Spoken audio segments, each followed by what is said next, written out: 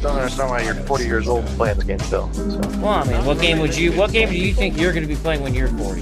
What do you think you're going to stop Probably playing games? What's the age? What's the cutoff age? When you're out of high school and college? You're a high school kid? Yeah, I'm in high school. Yeah. How old are you? Why does it matter? Well, I mean, you foresee yourself in the future quitting something you love, like video games? Do you not love video games? You just cruise through it. I mean, I think it's a little bit of a waste of time when you're that old. But well, how do you know? You're not old yet. I mean, I can think of probably reasons that video games would be a waste of time for a high school kid, too. Do you have a 4.0? Are you in honor classes to get more than a 4.0? No, but... You know what I'm saying? There's more things you could be doing to improve your life than playing video games, too, right? Yeah, you can study and not play games. Hey, just recreation, man. Having fun. Ain't nothing wrong with that. All right, then. Doing the thing. All right. Hello, everybody, and welcome to Honey Badger Arcade's Week in Culture. My name is Brian. I'm here with John. Yo. And Sorry if my audio is messed up today. Yeah, John was we started a little late because John was having some technical issues on his end. But we are here, so it's all good. And I think that there's, well, it's going to be a packed show. This is all I'm going to say. It's going to be a packed show. I don't want to waste too much time with the preamble, but I will ask you guys to like and share the stream if you can, just to help me reach more people, especially if you're watching on Rumble, because Rumble is what I'd like to migrate to do most of my content. All the best people that I know, that I've gotten to know online, have all gone to Rumble and made it like their platform. So I'd like Rumble to be the competition. I want it to be a serious competition. I think that it's getting up there. Anyway, share the video, but let's just dive right in. I would say just to add to that, Toasty got her monetization pulled because of Alyssa Mercante's scheming this past week by sending all those orbiters and whatnot. So definitely Rumble is a far more trusted online platform at this point in time, I would say. Yeah, I agree with that. And it's always good to have like competition floating around because it sort of lights a fire under the asses of everybody else. So, okay. Indeed. So let's get into the stories. We're going to be talking about Ubisoft. There's been a lot of stuff going on with them. So I just give you what I know as far as like the summary. So Ubisoft, you know that Assassin's Creed Shadows came out and people were saying that Ubisoft really needed this game to be a win. And it appears that it is under delivering. Okay, not a complete absolute trash fire from what I can tell, but it's underwhelming in terms of sales. They're not revealing any real numbers yet, but we can also see the absolute state of Ubisoft as a company and their stock. So Ubisoft's financial situation shows a net debt, so they're in debt of 1.1 billion with a B, billion euros as of September of 2024.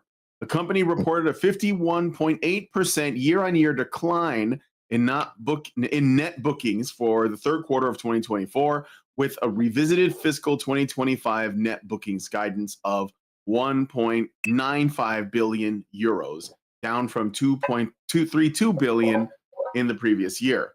In 2024, Ubisoft's stock market value dropped nearly 50%. This is before Assassin's Creed Shadows came out. Yeah, so I'm just leading you guys on it. And if you pay attention to the thumbnail from today, like that is the last 5 years of their stock indicator that is trending downward, near the entire time. So all right. The company has closed studios in Leamington, San Francisco, Osaka, Dusseldorf, and Stockholm, and canceled projects like The Division Heartland and X Defiant. Assassin's Creed Shadows, launched on March 20th, reached 3 million players, not sales.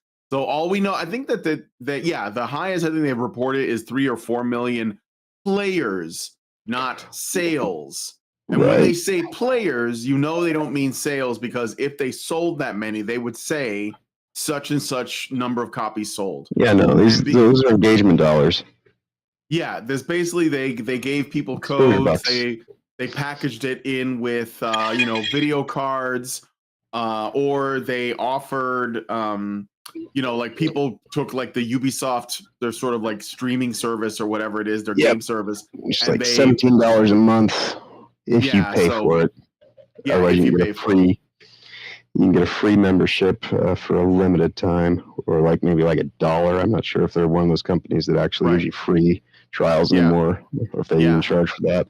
I don't know either, but they even gave like if they could count a player if you have a code. So Right. let's say you bought something and they gave you the free, they could count that as a player. Like they're not being very transparent about what constitutes a player, but what we do know is it is highly unlikely that that's a sale of the game. That number is a lot smaller, and we can look at Steam numbers later on to see how many people are playing it on Steam concurrently. So Oh yeah, no, Assassin's it's, Creed- it's Yeah, not go ahead. good. I was gonna say Yeah. it's not good. Like I called it last week when when you look at the play cycle of the game, most of their fan base that they had amassed for this particular game was happening in Europe. And so throughout the day, as it becomes more of like an American play field, the numbers go Mhm. down. And so yeah, like they're not doing so well. And No. I would venture to say that given the amount of money that they did put into it over the course of time that it was in development, that saying that it is doing that it's underperforming is being more than charitable. Like it is to me, like when you look at the actual what it is and what it's about, it's complete and utter failure to the highest degree.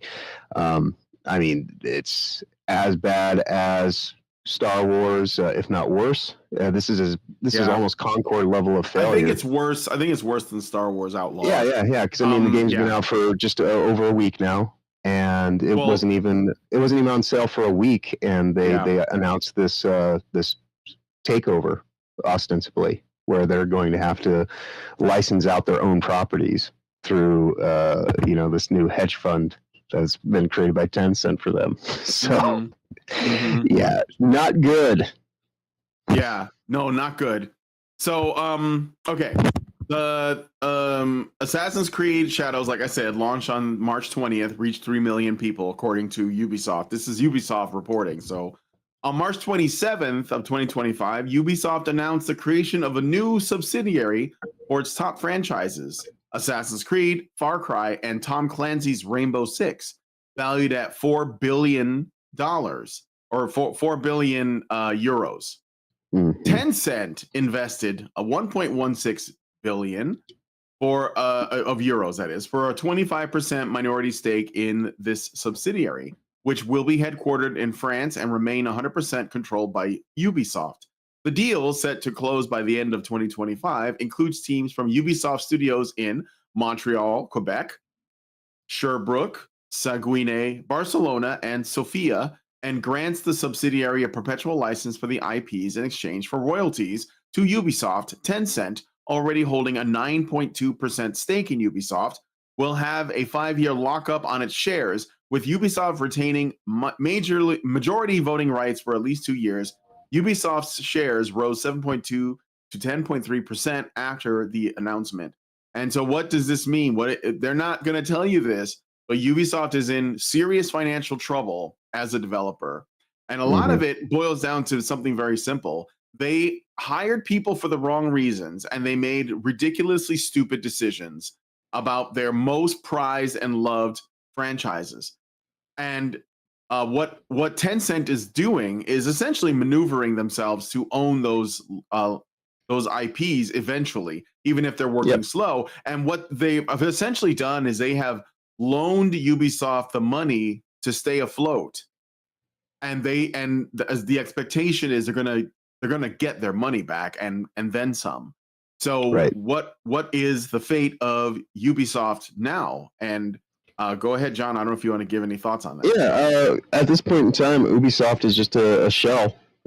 It's like Riot Games is the American version of Tencent.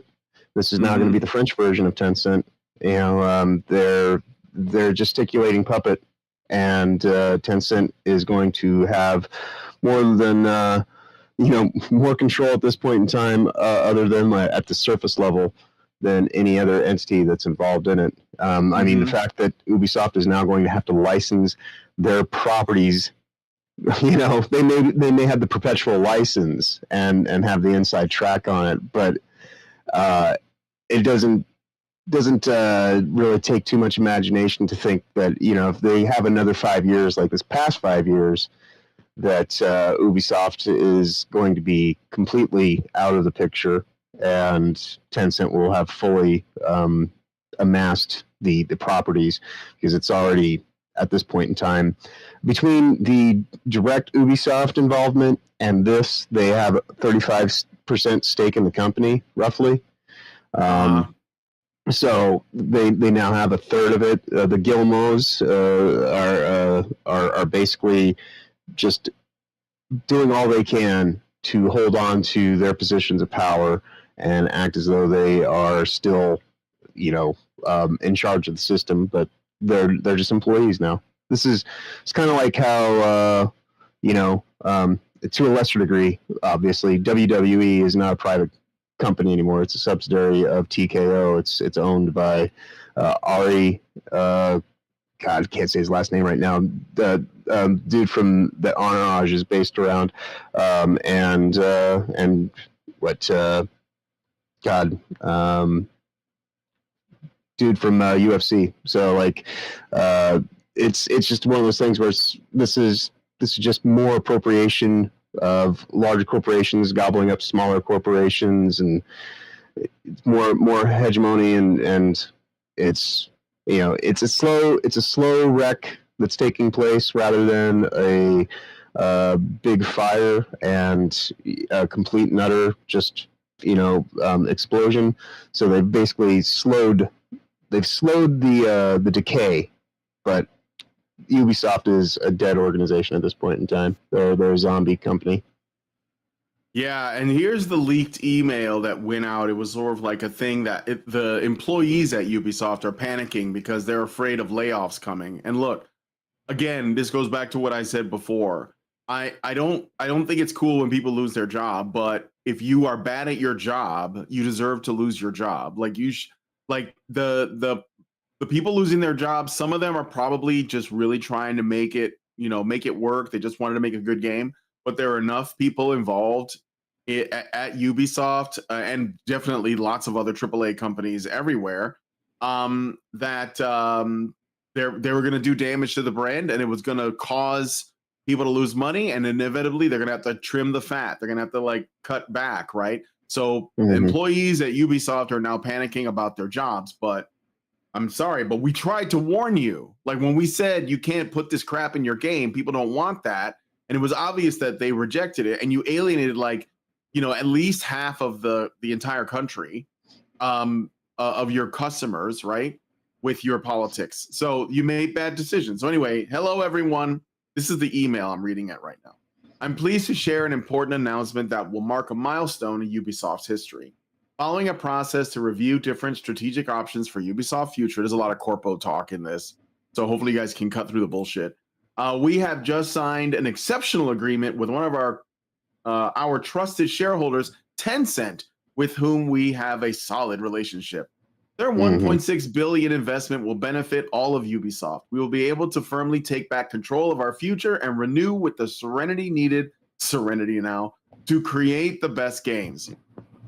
Well, that last part's the thing you guys got to work on. The terms of this partnership are straightforward. We will establish a dedicated subsidiary within Ubisoft that will bring together our three most powerful franchises, Assassin's Creed, Rainbow Six, and Far Cry. This subsidiary will gather the teams working on these brands primarily in the studios of Montreal, Quebec City, Sherbrooke, Saguenay, Barcelona, and Sofia. Tencent will be a 25% shareholder of this new subsidiary, with the aim of boosting these franchises so they become undisputed global icons. This historic agreement is above all a recognition of the extraordinary work you have been doing for years. The value of these three brands directly reflects your individual and collective talent and efforts which have allowed us to create these beloved franchises. This investment will also give us the means to accelerate the changes we've been discussing for several months across the group, changes that many of you have been longing for, as reviewed by the Ubisoft XP survey.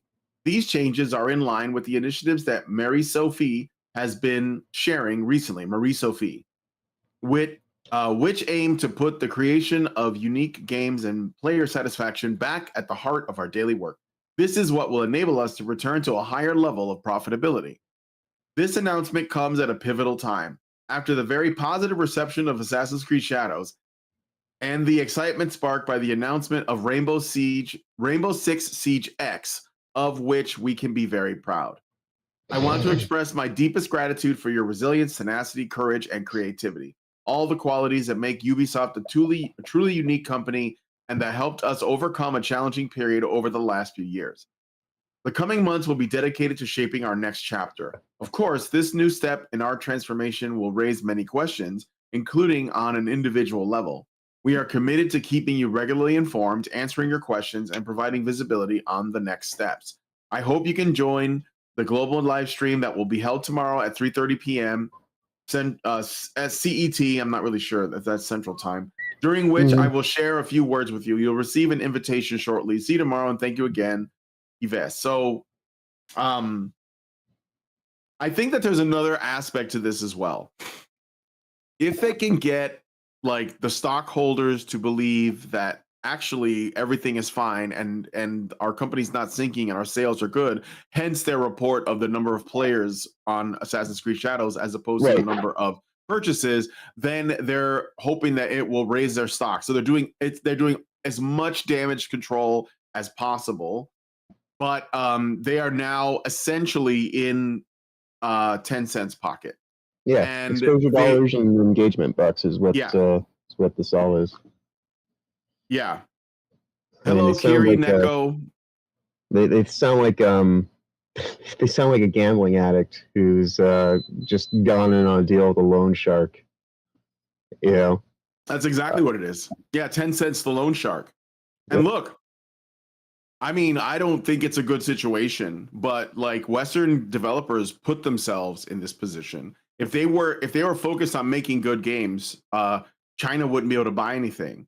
And so, there would be no reason for it because we wouldn't need them. I mean, I think that there is hopefully something that Western devs will learn from this in the long run. But unfortunately, Ubisoft, they just couldn't, they just couldn't learn. I mean, like it was, and look, it's not just because of the political stuff. It's like just decisions. Like Assassin's Creed Shadows has like, so much DLC in it. Like you can pay them $10 to get like the maps all laid out so that you can just go, like it's pay to win stuff. Oh yeah. Yeah, like normally in Assassin's Creed games or any fun game that has like some open world aspects, the point is to explore so you find it, right? But like, and I mean, I think Assassin's Creed 2, especially, of the ones I played, which is only 1 and 2, it did a good job of like doing an open world. But I would say that other games have done it better, like Red Dead 2 or Red Dead 1 or Elden Ring, where you just look around and you'll find stuff. But they're literally just making it to where, hey, you want to get all of the bullshit fetch quests and side hustles and all that, and you don't want to look for it. Yeah, $10 and you'll get the map. So I mean, these are just bad practices.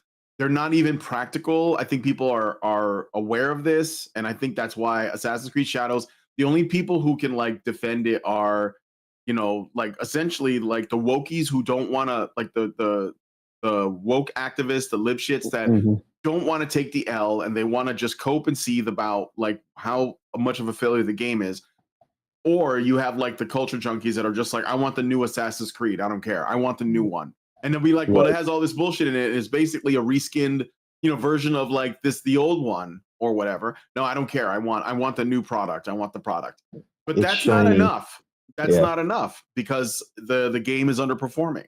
So Kiri Neko says, now let me be devil's advocate for a moment. I actually do believe they could get 2 to 3 million players getting familiar with the game. Reasons: first, it was included with AMD RX 7000 and 9000 series and Intel CPUs. Yeah, we talked about that. How it Right, came. but those aren't actual legitimate sales. Those are Those are packaged deals. in. That's why I didn't.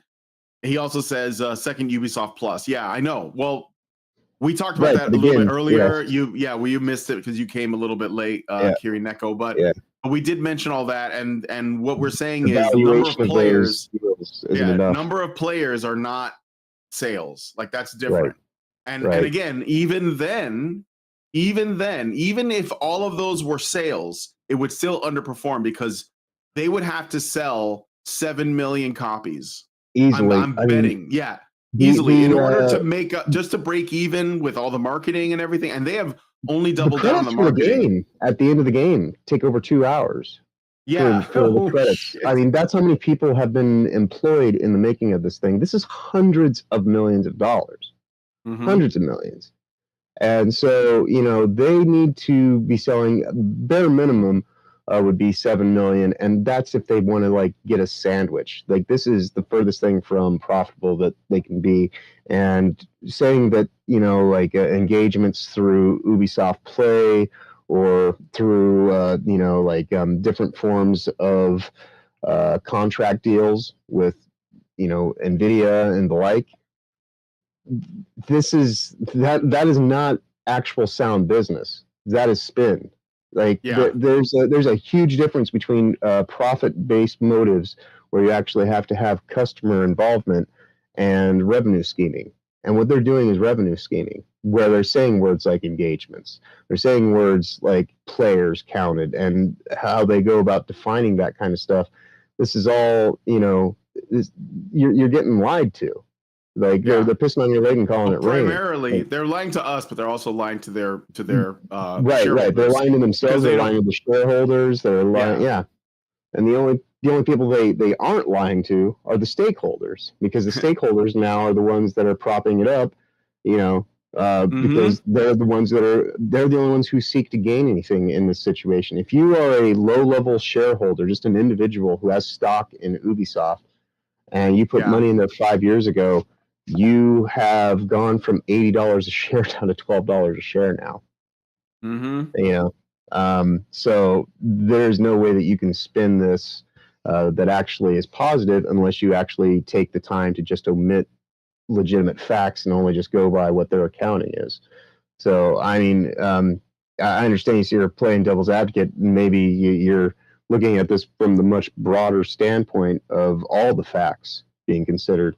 But if you just look at those myopic kind of, tangents of information that they want you to focus on and just avoid everything else, then maybe they can, convince you. But that's just parlor tricks.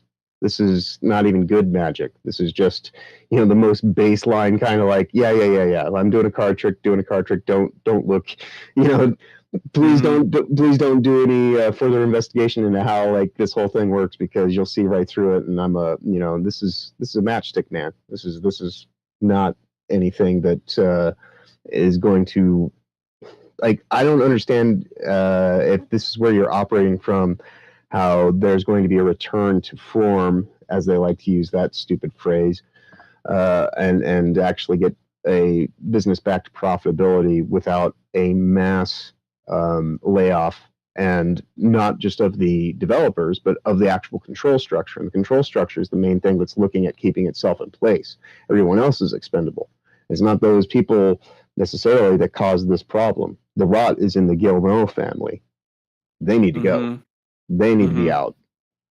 Oh yeah, for sure. Yeah. All right. Well, anyway, so yeah, it's a tumultuous time for Ubisoft. They're hemorrhaging money. Yasuke did not save the company. Imagine that. Yeah, I know. I mean, and again, there the are people who fell asleep on the job. Yeah, there's a lot of coping going on, because the last thing that people want to admit is that Gamergate was right again about something. And there might be some layoffs, and China might like basically own these IPs, or at least like have a significant amount of control over them, which basically just means that we have to find our. I mean, look, I streamed, like, if you want to play Assassin's Creed Shadow, people are comparing it to like Ghost of Tsushima, which I heard is a really good game. Rise of the Ronin, which I think just came out or pretty recently came out. But I mean, I would say if you can find it, just go play Tenchu, Wrath of Heaven, and Tenchu 3. Those are great, and it's from Software. They did a really good job. We were already doing this with like games that are much older. I mean, it's a shame that this is the state of Ubisoft, but it is what it is. And I don't know, like Rainbow Six, that was like a big franchise, pretty pretty masculine from what I understand. I think my friends were really into Rainbow Six Siege. There was a lot of like good multiplayer. I don't know anything about it, but I don't think that they're gonna save it. I think that ideologically it exists kind of opposite of the belief system of these people. I mean, they're literally like still promoting like queer representation in video games. So I think they're on their way out. Yeah, it's like they're more in support of people like BLM, which is like the people that in Rainbow Six that you'd be going up against, and things like that. Like they're for the terrorists, not the the anti-terrorist police force that is being So I think that there's going to be I mean, maybe Rainbow Six somehow comes through unscathed in all these last few years. I just don't see it. I don't see it. Like they don't even want to call it Rainbow Six now. It's just R6 is what they're calling it. Yeah. All right. Well, I got one more game story and then we're gonna start talking about Hollywood stuff. So let's do this last game story real quick. So we're still talking about Canada because for some reason Canada can't get it together. I don't know if you guys heard about this, but there's a Canadian developer named Raphael Van Leerop. He is the chief creative officer at Hinterland, and he's the CEO of Hinterland Games. He developed a game called The Long Dark. I don't know much I've never heard of it, but maybe you guys have, and you could tell me what it is. And he issued a warning to his fellow Canadian game developers to avoid the Game Developers Conference in San Francisco, claiming that Canadians cannot expect to travel to the United States and return safely. Did you hear about this? So, this is what he said. I saw it in my Facebook feeds. Yeah, I'm going to read. This is on his LinkedIn page. And he said, important message for all my Canadian game developer friends and colleagues. If you are attending GDC in San Francisco next week, I beseech you to reconsider. You can no longer expect to travel to the US and return safely. Things are getting intense and they are going to get worse before they get better. Do not put yourself in a position where you are unable to get back into Canada or where your Canadian citizenship is used against you. Yeah, this is not drama farming. Yeah, this is especially true if you have been supportive of any causes or expressed any values that run contrary to the tastes of the current administration in the U.S. If you have, wipe your phones and know your rights before you enter the U.S. Stay in touch with family and friends in Canada so they know where you are at all times. Or like, where you going, Jamaica? Or even better, just stay home. All GDC talks will be available in the vault. And most business transactions can be done over video calls, or better yet, you can just invite folks to visit you in Canada. We are generally nice and friendly as long as you don't threaten to annex our country. God, I'm sorry if this seems alarmist to you, but if it does, I would suggest you haven't been paying sufficient attention to the news or what is unfolding before your very eyes.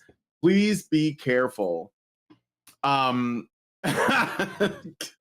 Okay, so I know I say this a lot. I'm like Ben Shapiro talking about how his wife is a doctor, but my wife is Canadian, and she can't stand the Canadian government. She hates it, and like their media there is called the CBC, the Canadian Broadcasting Corporation, and it is essentially an arm of the government. It's just like the BBC is in England. So they are the propaganda arm of the Canadian government. And when this Canadian guy says you got to pay attention to the news, he's basically saying you're not watching enough propaganda. So they're literally fear-mongering people out of entering the United States for a games conference because of the Orange Man. It's so intense Like, I'm sorry, but this might seem let me see. Hold on a second here. He followed up with another post. He said, also, if you're a game platform publisher or potential financier who has meetings with Canadian game developers at the Game Developers Conference in San Francisco next week, the smart, humane, considerate, and business savvy thing to do right now would be to rebook those meetings post GDC and propose meeting those potential partners online or in Canada. Don't make them travel to you right now. These people have lost their minds. Okay, so I don't know if you have any thoughts on that. The fear mongering coming out of like this game developer that thinks that the Canadians are going to come in here and we're going to be like your country is belong to us. Yeah, no, the general consent of GDC this year seems to be coping and seething and trying to marginalize their defeated, outlook on the situation while still maintaining everything that they can to keep pushing these DI initiatives forward without calling them such. So, yeah, like everything I've seen from other developers that I've known historically, over the last 15, 20 years, like this is just, it's certainly an alarmist perspective and viewpoint, but compared to some of the other things that I've seen and read, like I said, my own Facebook feed, this is just kind of, this is where they're at. And rather than being able to actually take the loss and do some self-reflection and say, maybe perhaps I'm the one who sucks. Yeah, right. But you see, let's remind you guys, this is the problem with Canadians, okay? And my wife is the one who brought this up. The problem with Canadians is that they think that being Canadian means being better people than Americans are. Right. That's basically how they define their identity. That's why he says, if I beseech you, like I'm politely, passive aggressively, femininely asking you to not go to the United States for these conferences and come and meet with us because we are polite and kind and savvy. We're just better people. We're just better people. And that's the issue, is that they don't have, like, they're not actually trying to even discover anything. They have a point of, perspective that they're trying to reinforce. And so everything that they're saying is on a pre-existing outcome. And so, like, they're just trying to get you up to speed. This is one of those things where it's like, it's better to be morally right than factually accurate, And so, this is Canadians. This is Canadians' attitude towards Americans in a nutshell. Am I saying that I'm better than you? I guess I'm going a little further than you are. Yeah, I'm fucking better than you. Okay? Much better than you. You are garbage. So like, okay, so you guys know, because I think this is worth bringing up, okay? Tensions, it's only one directional, but there is a lot of like anger at the United States coming from Canada, and a lot of it is like because of the propaganda, because Canada is essentially a progressive shithole now run by like, far left global homos, like this new prime minister, because Justin Trudeau stepped down. Yeah, he's like career banker Carney, and there's another guy, Ford, who's basically a cokehead, but he's also a premier. Premier Ford has said that we're going to make things, as painful as possible for Americans while making them as painless as possible for Canadians. And this all comes out of this whole tariff war. Now, I just want to say for the record, okay, Trump's usage of tariffs is a bargaining chip. He's using it as a bargaining tool to gain leverage, because we have been getting boned by all of our friendly countries for a long time, right? Mexico, Canada, even unfriendly countries like China, Israel, whatever, and the EU and the NATO and so on. It just goes on and on. And so we're basically saying, okay, you know what? We've been getting like screwed over. We have the most powerful economy in the world still. We should be like getting something out of this. This is unfair, essentially, is his stance. And all he asked Canada to do was secure their borders. That's the only thing. He said, if you secure your borders, because they're bringing fentanyl and illegal immigration from the northern border as well as the southern border. Now, Mexico, we're getting that locked down. Obviously, that's the bigger priority is the southern border because that's where a lot of the illegal immigration comes in, and it's where the cartels are and how the drugs get in. But the drugs come in from the north as well, and Canada's prime minister is fighting it because he doesn't want to help us out with the border. And I think that is likely because of essentially Canada's owned by China, or it's going to be very shortly, because China has been sending, I don't know if you've been to I don't know if anybody has, but if you've ever been to the west coast of Canada, the west part where Vancouver is. Oh, Canada is Ubisoft and right. And Tencent's taking like 20%, 25%. All of Western, far Western Canada past the Rockies, like on the west coast of Canada, is all Chinese people. And I'm talking Chinese nationals who are not loyal to Canada as a country. They are Canadian, they're Chinese first. And it's getting to the point now where if you go there, like the signs are in China, you're basically in China. So China is actually slowly taking over, and it's a globalist. Like this guy, he doesn't believe in, Canadianness is an identity of any particular stripe. Like to him, Canadian just means you come here and you get to say that you're Canadian, and it doesn't matter your skin color or your language or your religion, because Canadians are so open-minded and so open to new ideas, unlike those narrow-minded, bad, evil Americans and their far right Nazi president or whatever. And so this is why we have this situation. So the Canadian developers are moronically sleepwalking into the same narrative because they too want to believe that they're just better people. And it gets worse because within Canada, people from French Canada, like the Quebec, they think they're even better than average Canadians are. So they're double plus better people than Canadians who are better people than Americans.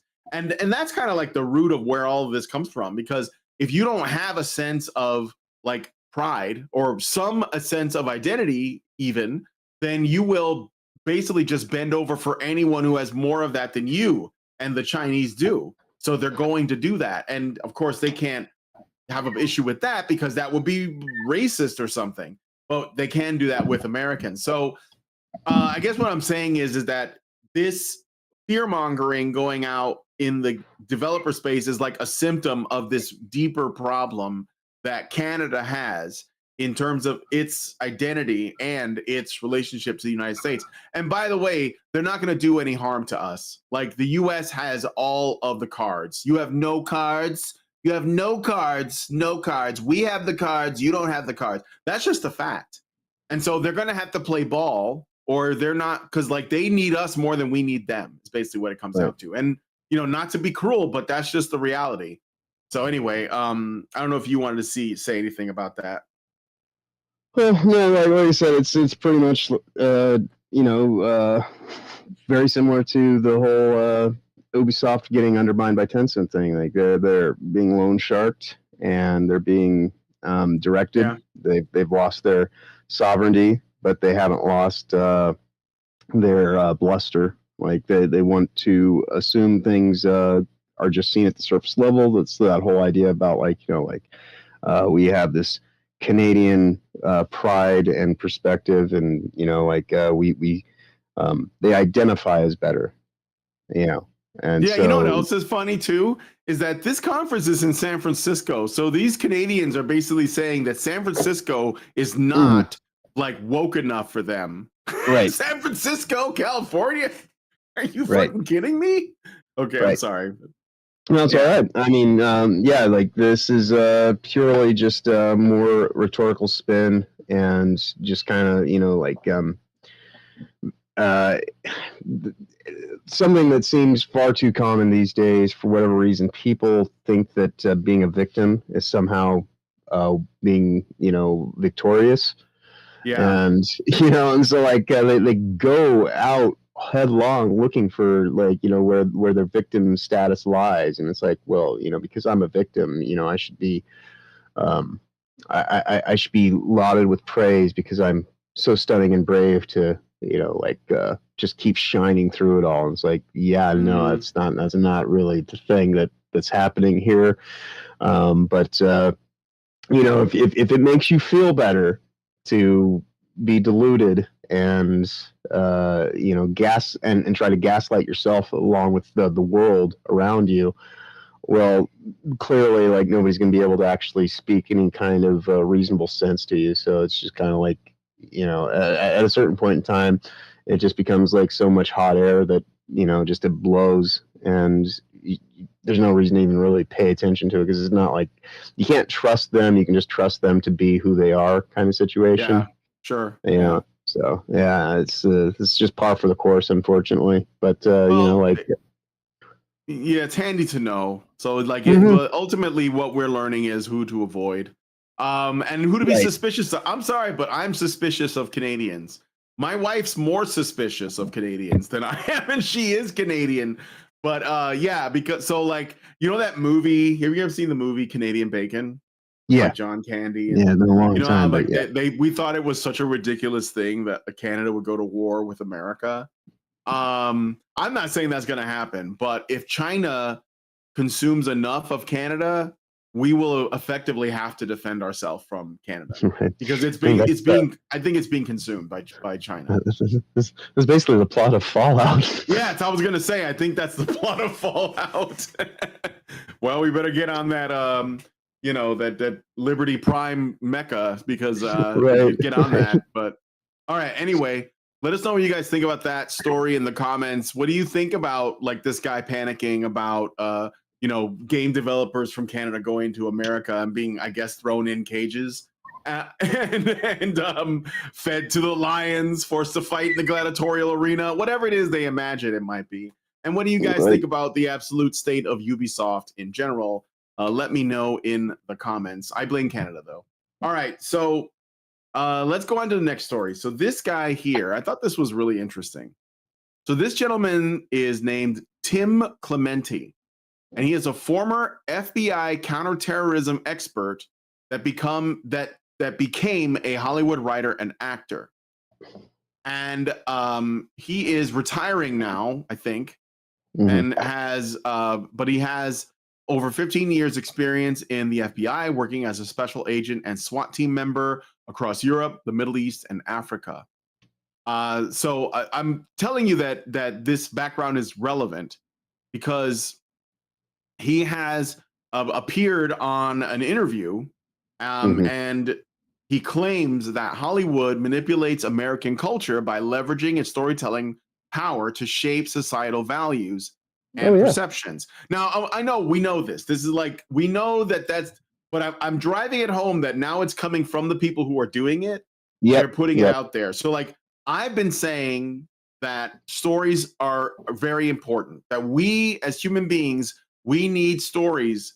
Like, it's like a way of like it's a method of nutrition. Is the thing that created civilization. We feed our minds. Okay, stories give us, they basically teach us wisdom, whereas like science might teach us intelligence, like ways to measure the world, and understand the world, understanding the natural world. But stories help us with in other ways. So they're very, very, very effective tools. And for forever we've been telling stories, like, from hunter-gatherer times. The men are sitting around the campfire and they're telling stories to the young boys, and what they take from that is how they become men later in life. So we know the stories. You could even argue what we're doing right now. People all looking at their various screens, listening to us talk. I mean, are we not all just sitting around a campfire? Even though it's an electrical fire these days, it's still still the exact same thing. So yeah, it's become more advanced in various levels of facades. But yeah, the ability to communicate and speak to our humanity that's essential. And so yeah.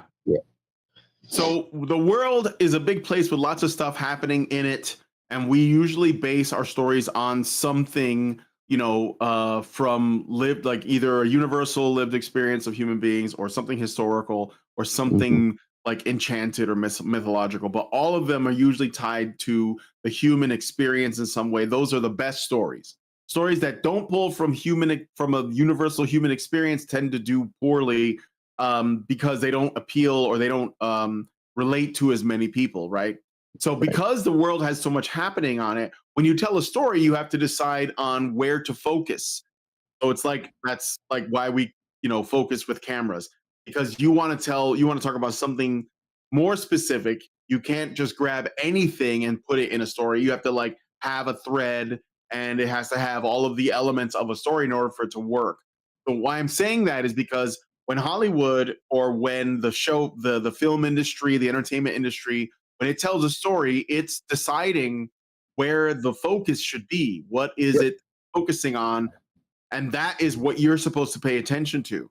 So in a way, you're trusting people that are telling you stories to point your eyes and ears towards the things that are the most important or the most rewarding in terms of their takeaway, right? So when Hollywood or when the film industry tells a story, they are deciding what they think is important, what they think you should be focused on. And this is like a very, abstract way of demonstrating why there are stories that we really like and why there are stories we don't like as much, or why there are stories that might have like a positive message and there are some that don't. They have like a empty message or no message. Right. And this isn't to say that one is worth more than the other, but it does. If you look at the entertainment industry from a big picture, and you look at the collection of all the stories that have been told, right? Then you can see which ones we tend to see more of and which ones we tend to see less of, and whatever. So this, I've been saying since I was a kid at this point in time for decades now, there's more honesty in fiction than there is truth in the news. And that's might just be at the human experience level, because all the stuff that happens, it's like the idea of building a world that's utopic under the concepts of civility. It's a nice kind of idealization that will never exist, but a lot of storytellers these days will try to sell you on that kind of thing. And so you see, movies are full of symbology. They'll actually when they talk about vampires and things like that, you could effectively look at that as the human trafficking that goes on and all the people that prey upon. or it's about it could be about I think Dracula, Bram Stoker's Dracula was about STDs. So I mean that's what it was about. But and so generally speaking, there's a surreal nature, so that you can actually kind of discern through your own thinking, what is this really all about? What is it that I'm being offered? And right. Yeah, and we would have the discernment to tell whether a story was working or not. But let me read the rest of this, because this is actually just Tim Clemente. Story is pretty interesting to me. Drawing from his experience as a writer and consultant on shows like NCIS Los Angeles and Criminal Minds Beyond Borders, he argues that the industry uses media to push specific cultural narratives, often in ways that align with often in ways that align with or challenge political and social ideologies. In 2018, in a 2018 Catholic Stand interview, Clemente described his Hollywood work as fighting culture wars. So they were calling it that before people, because a lot of people say these wokies will be like, oh, these culture warriors are in here, and it's like, yeah, but you guys are the ones doing the culture. You're the one engaged in it. Like the people who are writing these stories, they know it's a cultural battle, right? So anyway, described his work as fighting culture wars, a shift from his FBI roles in counterterrorism, suggesting he sees media as a battleground for influencing cultural norms. He noted that, quote, a lot of what comes out of Hollywood is countercultural or even destroying the culture, end quote, implying that Hollywood often promotes values he believes undermine traditional ideals like faith, family, and life. Values he, as a devout Catholic, holds dear. So this guy, he's Catholic. I think he converted after leaving Hollywood or something like that. His recent comments, as highlighted on X, seem to expand on this, framing Hollywood as an active manipulator of American culture, possibly by exaggerating threats, yes, glorifying certain behaviors, or embedding ideological messages in entertainment.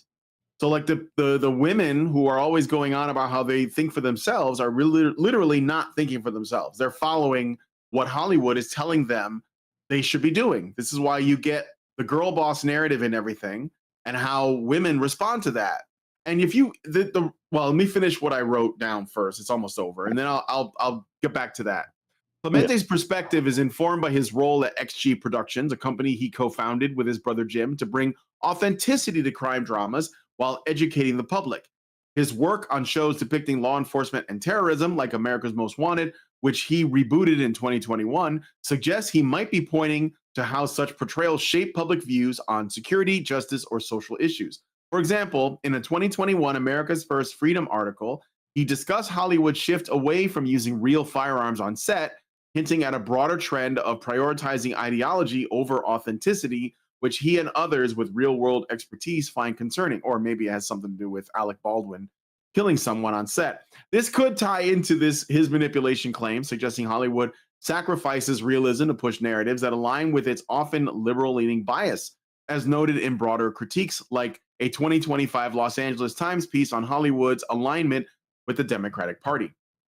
And to go back to what I was saying before, so like this like focus that the entertainment industry chooses, it is about moving the needle in small ways wherever they can. And you'll see it in small and large ways. Like we've talked about Adolescence on the show, where they took an incident that depicted a Black migrant teen who did not have a father in the home, but they pulled a Netflix, they race swapped him, and they put him in an intact family, and then blamed the dad for the event. And people who watch it are referring to it as though it is a documentary, including the Prime Minister of the UK. Now that might be an extreme example, but what Hollywood chooses to show you versus what they don't, or the entertainment industry, I gotta keep it, because it's not just, when people say Hollywood, they're not just referring to Hollywood, California, they're referring to all the show business.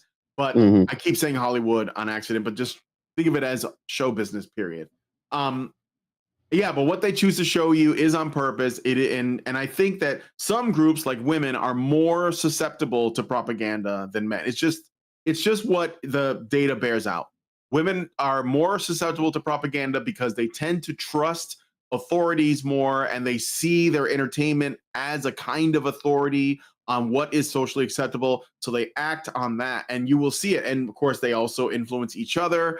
You know, like, why is it, for example, today, girls as young as like 9 years old are already wearing makeup? They're already like, you know, sexually active. They're trying to, you know, get like followers on social media. They get like work done, like plastic surgery, lip fillers, and all that, like very young, because they're trying to, like, you know, keep up with whoever the current female icon is. And that's what the purpose of that is. So, you know, you see it everywhere, and it is happening on purpose. And I think that what this boils down to, in my opinion, is that we have to recognize it, that the culture impacts people's behaviors.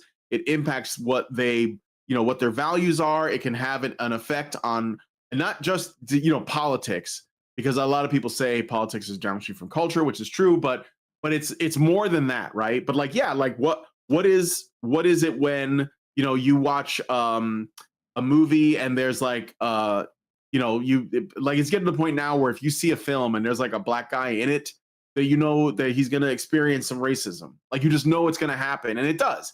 And they make sure it happens every time because they want people who watch to think that that's the world, that that's actually what happens. You know, and yes, there are cases where it does, but this is where it comes back to what I was saying about focus. Like, it, of course, if you can think of it somewhere, somebody's doing it. Like, if you can conceive of it, somebody's doing it someplace.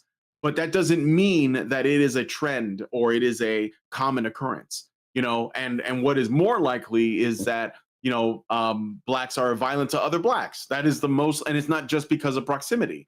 It's because of behavior. And this is something they will not address. Again, they will because they don't want to put the focus on the truth. They want to put the focus on their narratives. But anyway, I thought it was a really interesting story with this guy, Tim Clementi. And I think that, I mean, we knew this, but I think it's still, interesting to know. So I don't know if you want to add anything to that or. Well, I mean, I've seen the world from a lens that most people haven't experienced it. The years I spent in the porn shop, juxtaposed against the years I spent in the doctor's office, and they both happened, in the same 10-year period. I've seen people that are consumed by darkness, and just kind of get into every kind of, proclivity they may have. Just as much as I've seen people that are, way too into their happy, joy, feel good society look of the world. And I find them both, there's a lot of delusion to go around. Some people do it through pessimism, some people do it through optimism. But generally speaking, a lot of people don't really want to know the way of reality and the way that it works. And so it's easy to kind of play to their pre-existing biases one way, shape, form, or another, or give them, the bread and circus, as it were, to just kind of continue along their own mental pathway. And oddly enough, when they, someone they counter like me who's actually sitting here saying, yeah, it's not really that or that, there's like this big, kind of atmospheric haze of perspectives, and it's not like this, it's not like a line of, a spectrum. You're either over here or over there. There's all this kind of other stuff that actually happens, that factors into that. And a lot of people have been beguiled in one way, shape, form, or another.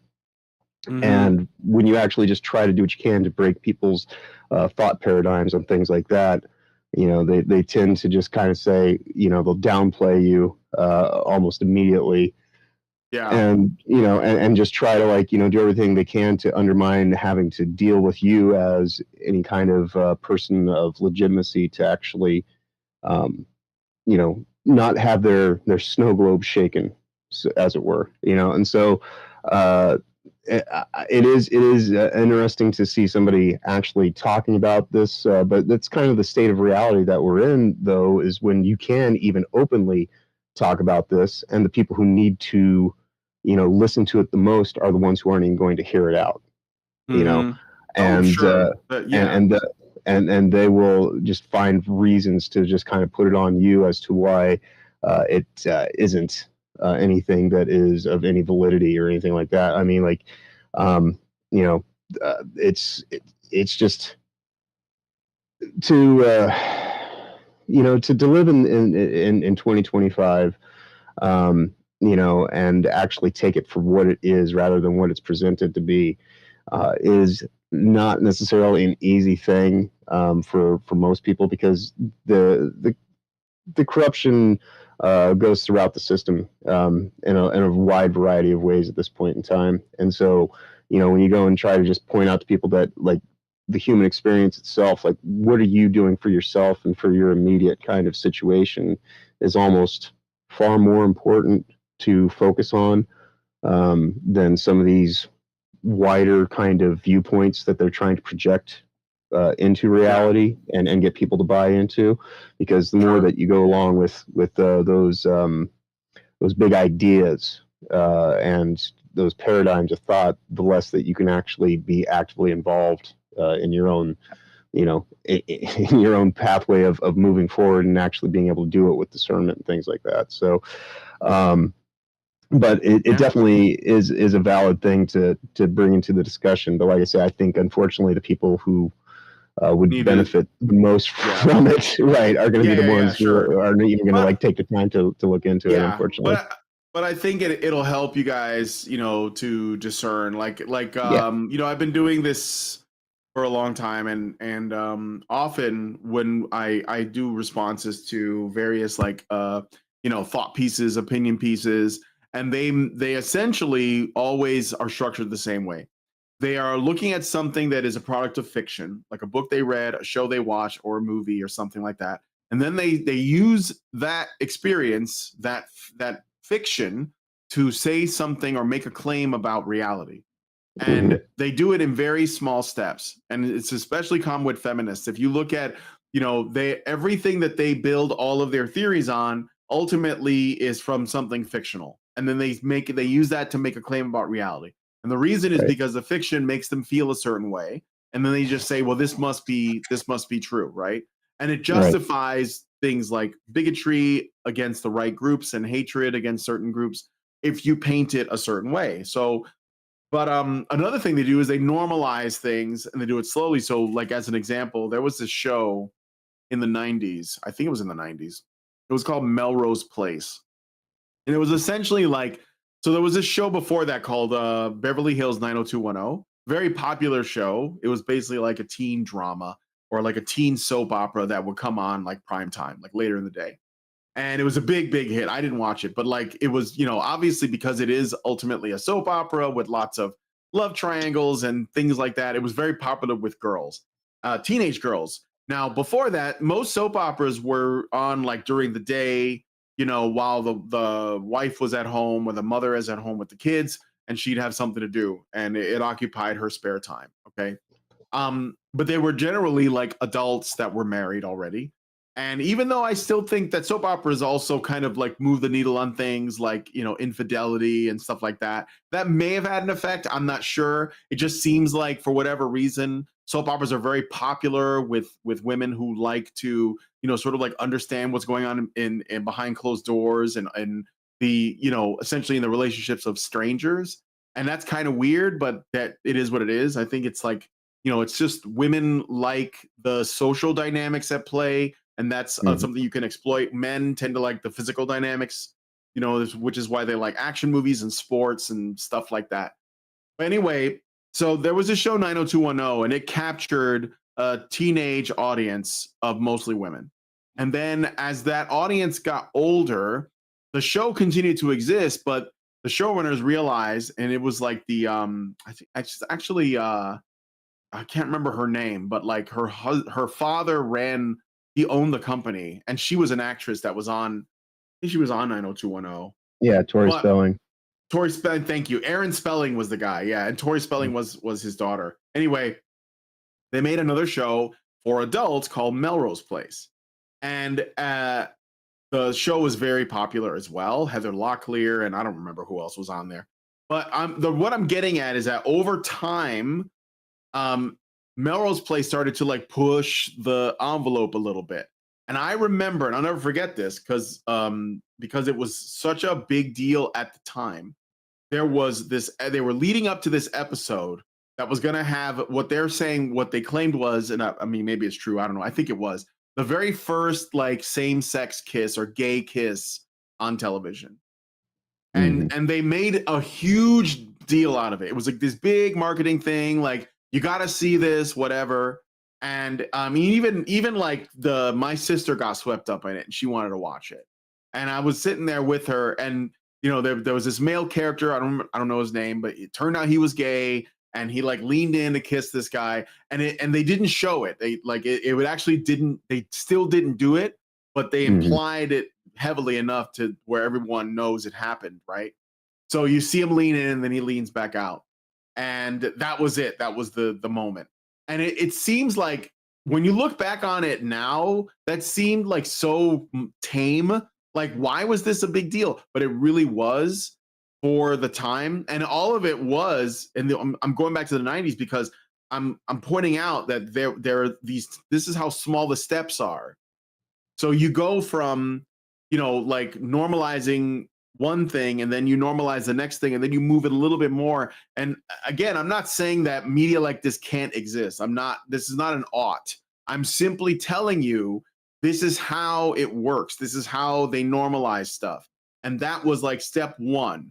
And I don't know, maybe like, so I know now, like, there was a show, Will and Grace, which was about like, a gay roommate or something. I don't know. I didn't watch it. So like that was, and it goes on from there. So I'm just pointing out that when you understand, this is not me making a value judgment on any of that. I'm just saying this is how you influence culture. You do it in such small steps that people don't notice it's happening. And that's what has happened. That's what's going on now. Like, so, you know, there was like Modern Family. You ever see Modern Family? You ever heard of that show? Oh, They yeah. basically have done almost every different kind of like makeup of a family relationship than the normal one, because it's all about like, look at how all of the different ways we can interpret the term family. It can be this, it can be this, right? So and before that, even shows that I know a lot of people are going to say they love this show, but Married with Children, that there was something it was normalizing there. So I think this is how it works, and I think that it behooves us to understand how this works. That's all it means. It's just to help you guys discern things.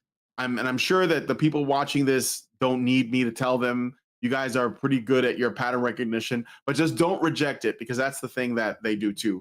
Especially it's especially effective on women, where they're not allowed to engage in pattern recognition to protect themselves, because that would put them in the unfortunate position of potentially being prejudiced, because pattern recognition is prejudgment.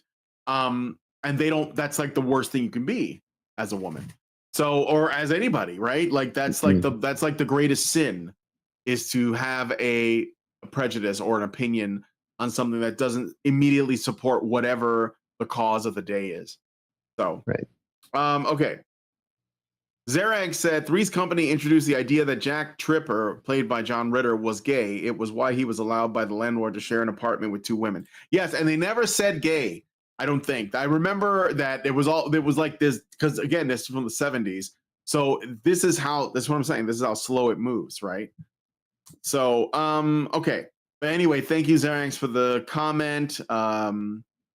So let's see. What else? Okay, yeah. So let's move on to the next story, but I just want to share that with you. So and this is kind of related to the one I brought up before. So, all right, you guys probably heard that Rachel Ziegler got kind of owned by Jonah Platt, who is the son of the film Snow White's producer Mark Platt. So she's been at the center of this public controversy following the movie's release on March 21st, 2025. The film underperformed at the box office. That's leaving. It was a bomb. It was a huge bomb, which is good. That means that not a lot of people watched it. So it earned $43 million domestically in its opening weekend against a $270 million budget, like double that if you really want to know how much it cost. And received mixed reviews. It got lower scores than Dragon Ball Z Evolution. Like, that's how bad this movie is, according to many. And I heard about Gal Gadot's acting as being like absolutely abysmal. Now, actually, Rachel Ziegler was one of the highlights of the film, like in terms of her ability to perform, not her as a person, obviously, but her ability to do. And that's the thing. Like I always say, like before I get into the rest of this, I don't really give a shit about what you believe. If you can do the job well, it's fine. Like I'd rather, but like if you're going to be obnoxious, then you might push people away. But if she had just like, I don't even like, well, I'll get into it, but in a way, I don't even blame her for the failure of the movie. But okay, but let's read this. All right, a Variety report on March 25th revealed that Mark Platt flew to New York in August of 2024 to ask Ziegler to remove a Free Palestine post she made on X while promoting the film's trailer, a request that she then refused. I wonder why they would want that removed. Anyway, the report also noted Disney's concerns over Ziegler's political statements, including her post-election comments criticizing Donald Trump and his supporters, which led to her working with a Disney-funded social media specialist. She needed a handler. Additionally, Ziegler's co-star Gal Gadot, who is Israeli, reportedly faced death threats following Ziegler's post, prompting Disney to hire extra security for her. On March 26, Jonah Platt responded to an Instagram comment questioning his father's actions, calling him creepy. In a now deleted post, Jonah defended Mark, stating that Ziegler's personal politics hurt the film's box office, accusing her of narcissism and immature desires for hijacking the promotional campaign. He argued that her actions risked the livelihoods of the crew and that free speech doesn't shield her from professional repercussions. This sparked backlash from Ziegler's fans, who criticized Jonah as a Nepo baby and pointed to like nepotism because he's the son of the producer, and pointed to other reasons for the film's failure, like poor reviews and a tired IP. Some supported Jonah, agreeing with that Ziegler's statements were unprofessional. The controversy has fueled debates about free speech, Hollywood's politics, and the film's broader issues, including its casting and creative choices. So I have something to say about this, but I guess I'll get your thoughts first, John, if you want. Well, I mean, immediately, like, I had talked about this earlier in the week, and this is the epitaph of her time in Hollywood. Basically, if they're openly talking about these things in Variety and the way that this statement was put out, but when it applies to Ratchet, she is the prototypical kind of person I look for in Hollywood these days, because she's compliant and pliable, it would seem. She's not too talented. She's just talented enough. Like, they can do the auto tuning on her voice. They can do this. They can do that. She's office hot, but she's very consumed by her own hype, and more of what she did outside of the film was a detriment to it than, perhaps even the film itself, even though it was a very kind of Marxist reinterpretation of what's supposed to be a story about inner beauty and things like that, and instead it just gets turned into this whole social justice warrior campaign. So I find it to be a necessary thing in a way that the agency that she represents as a quote unquote bad actor in this instance, it's easy to put the focus on her and kind of allow it to just kind of be like, oh well, over and done. That's the last we'll probably really hear from her in especially anything more than supporting roles for any time to come. And if I don't see her, she's not bankable going forward, for a variety of reasons. In their estimation now, they were hoping, that she would be grateful for the opportunity that she was afforded based on her marginal talents and things like that. But I guess to one degree you can say, well, I'm glad that here's somebody, even though I may not agree with her ideological stances, at least she's, I guess, willing to take the repercussions that will come from them. But all of her orbiters that are now sitting here trying to make excuses around it, rather than actually just owning up to the fact that she's a clown show, and she doesn't know the appropriate tricks to play to stay in the circus. It's becoming more spectacle than it is substance on the issue, and there's a lot that goes into why this thing was a failure, and ultimately what can be learned from the situation through discernment. But now at this point in time, I think that a lot of people are already moving on to the thing that I was just talking about how can I downplay any of the lessons that I should be learning, and instead just stay focused on my own ad hominem kind of perspective, and just keep the programming that has already taken place at the core of my thought processes, things like that. Yeah. So but yeah, I don't feel it's a great loss. This movie they could have done in a variety of ways that would have been much more financially viable and a more respectful way to honor their century-long ascent in film and television and things like that for Disney. Like, they could have just as easily gotten the original cell prints and made upscaled versions of them, or whatever their best quality master was to do that, and then just put the original movie out again with more vivid colors or something. It's a timeless tale, and it's one of those things that speaks to the human condition. And so when they go and they start fucking with that for political ideologies and things like that, this is ultimately the thing that will come from it, because it's this is people having like a schism, and the cognitive dissonance isn't going to just wash over people this time.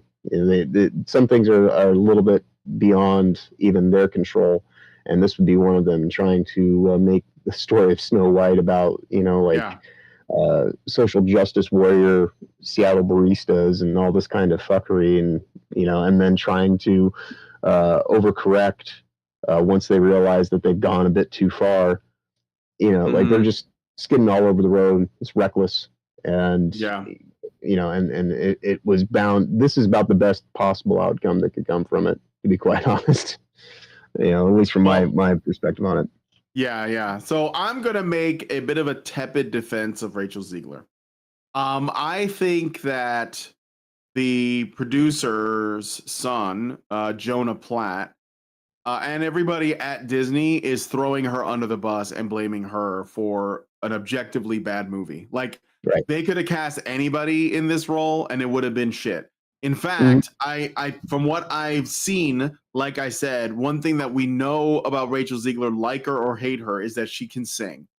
And so she did do that. She did the singing and the acting better than Gal Gadot, who, from what I understand, was awful and is not a good singer or a good actress. I mean, Wonder Woman was passable at best, and she wasn't really carrying that movie. So it was poorly acted on the part of a lot of other people. It wasn't as well done song-wise. She did the best of that. But what the real thing that killed the movie is actually the writing. The writing is what the problem is. So, like, if you were to put anybody, you can put your favorite actress in the role of Snow White, like perfectly cast, a white girl, the whole thing, dark hair, whatever, right? Kat Dennings could play her, whatever. And it would still be, if it was written the same way, it would still be a flop, because that was what, now they're claiming that what she did was damage the brand with her political beliefs. But where did Rachel Ziegler get her political beliefs? Where did she get them? She's 20 years old. Do you think that she came up with this on her own?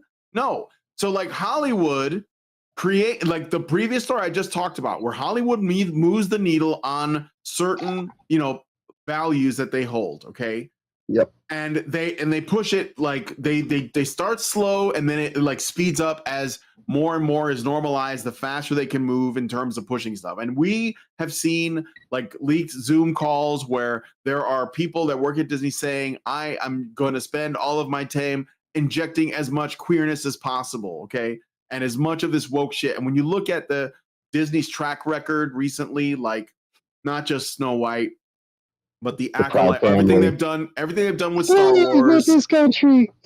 The Proud Family. Yeah, sure. The I was gonna mention the Pixar outings have been awful. Like, what was it? The Elemental. Does anyone even remember that? It was about toxic masculinity. I don't know if you guys know, but that's what it was about. What was that? Lightyear. Like an absolute, that should have printed money. Like Toy Story anything Toy Story should have been an absolute success. But the writing and the nudging and the social bullshit was building for a while. Snow White never had a chance because Disney was already so like waist deep in their own like narcissism. And they pushed this on the people who work for them. That's why I said, where does Rachel Ziegler get her ideas? She got it from the people she works for. Like, they told her, and they what is it they call it in the gaming industry? Toxic positivity, where everyone supports everyone no matter what, as long as they all are on the same page on what they believe. And so I think that Rachel Ziegler was a true believer, made that way, and thought she could just say whatever, right? Now, October 7th, that created a massive fissure in Hollywood, because on the one hand, you have leftist activists that see everything in terms of like power dynamics, in terms of relationships, right? So big country, you know, versus little country. Like what did Kamala Harris say? Russia is a very big country, Ukraine is a very small country, right? So this is how they see things, that power dynamics essentially decide who the heroes and villains are of a story. And in this case, they were against, you know, they chose Israel to be the enemy, and Hollywood was run by a lot of Jews. So this has created a problem because now you have this division, like what was going on between Gal Gadot and Rachel Ziegler. Gal Gadot being obviously an Israeli, former IDF person, supports Israel, and Rachel Ziegler is a woke activist. So she just by default supports, like, you know, Palestine. And I'm not saying that that's not a justified position to hold, so don't jump down my throat about that. I'm not talking about whether or not it's correct. I'm talking about where she gets her ideas. That's what matters. Like some people have the correct ideas on something, but it's purely by accident. It's not because they did the work, right? So anyway, I don't blame her. I think that this is just Disney throwing an employee under the bus. They're probably not going to give her work anymore. She might be able to find it somewhere. I don't think she's not talented, but I do think she needs to start thinking for herself, and that Disney doesn't get to escape that. Like they are the ones that wrote the story. As far as, well, I got some comments I'm going to read really quick, but Xerax, who's a member, he said, the poor performance of Snow White starts with Peter Dinklage spoiling chances for little people to get work, despite being short of his role as Tyrion Lannister on Game of Thrones. No pun intended. I don't. Okay, I think that leak, that comment that Peter Dinklage made, I don't think he was really mad. I think he was trying to make a joke, but I think it just came out like he was basically like, I'm gonna jump on this like outrage bandwagon and call Snow White like a backward story and stuff. But I don't know that he was really upset. I'd like to see somebody ask him, like, if we're taking him out of context a bit or misinterpreting what he's saying. Besides, you don't actually need little people to play dwarves in movies. Like the Hobbit films and Lord of the Rings had lots of dwarves in them, and they were played by like normal sized people. So I don't even buy the whole why don't you hire little people thing, because they didn't do that for the Hobbit movies or the Lord of the Rings movies. So it's not like you need it. We have the technology. Those movies are over 20 years old. And they look better. Like I think it looks better. The dwarves are supposed to be like magical dwarves, not people with dwarfism. They're magical creatures. They're like fae that live in the caves in the mountains or whatever. But anyway, he says the problem is the 1937 story isn't the real story. The idea of Snow's inner beauty could be told with keeping the queen as her real mother, afraid of being outshined by her daughter. I think ultimately the lesson in it is about like the dangers of comparing yourself to other people and the vanity and the narcissism that comes with that. I mean, literally the queen looks in the mirror for affirmation. So it's really like her journey is the lesson, but you can't have women like, you know, being jealous of other women. Like you just can't do that in stories now. They always have to be in the sisterhood together, you know, unless one of them is a gender traitor. And, you know, so Zerang says if they wanted to add to it, they could give the queen the ability to realize her time came and went, and Snow is the result. Now she prepares Snow to properly embrace her shine, knowing the same will happen to her. That's the cycle of things.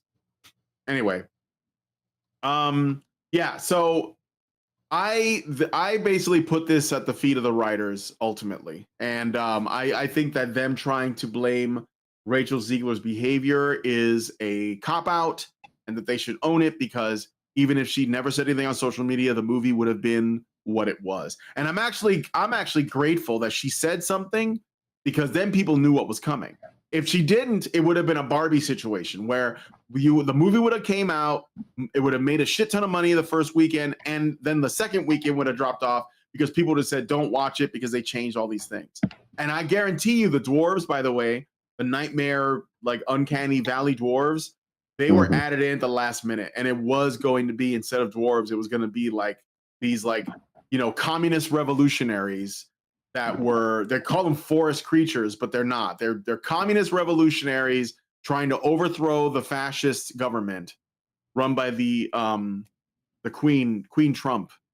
That's Mhm. that's what they that's what they were doing. So, all right. Anyway, so we're gonna move on. Actually, that's all the stories I got for it. So we can look at some cake now, and maybe let's go to So anyway, let me know what you guys think about it. Yeah, but Ziegler's still a cunt, but my point is she's not the reason for the failed movie. Right. Actually, I think that she actually did if she was just doing her job, she would have done it probably really well.